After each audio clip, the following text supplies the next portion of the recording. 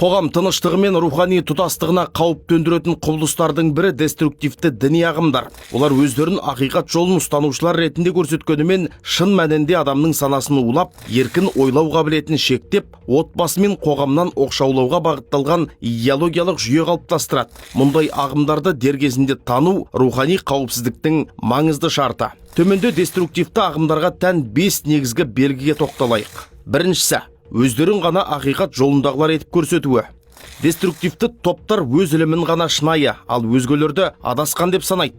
Олар дәстүрлі діни мектептерді ғасырлар бойы қалыптасқан рухани мұраны мойындамайды. Мұндай түсінік қоғамда жік тудырып, біз және олар деген қарама-қарсы көзқарасты қалыптастырады. Екіншісі, олар өз ортасындағы көсемдеріне көзсіз табынады. Оның сөзі бүкпесіз қабылданып, күмән келтіруге тыйым салынады. Бұл тұлғаның дербес ойлау қабілетін әлсіретудің айқын белгісі. Үшіншісі, өз қатарына ергендерді қоғамнан оқшаулауы.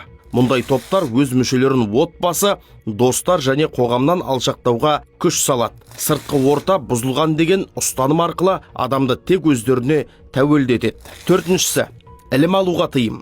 Деструктивті ағымдар балама пікір мен дерек көздерге шектеу қояды. Мүшелер тек өз идеологиясына сәйкес материалдарды ғана оқуы тиіс деп талап етеді. Бесінші, қорқыту мен жазамен басқаруы. Бізден кетсең адасасың, қарсы шықсаң күнәһар боласың деген секілді қысым тәсілдерді жиі қолданады. Бұл айтылғандар аталған топтардың негізгі белгілері. Олар алғашында жалпыға ортақ құндылықтарды насихаттағанымен, одан кейін радикалды идеяларын тықпалауға көшеді. Бұдан сақтанудың бір амалы олардың осы белгілерін білу. Әр азаматтың діни сауаты жоғары, тарихи тамыры мен рухани мұрасынан хабардар болуы қауіптің алдын алудың ең тиімді жолы.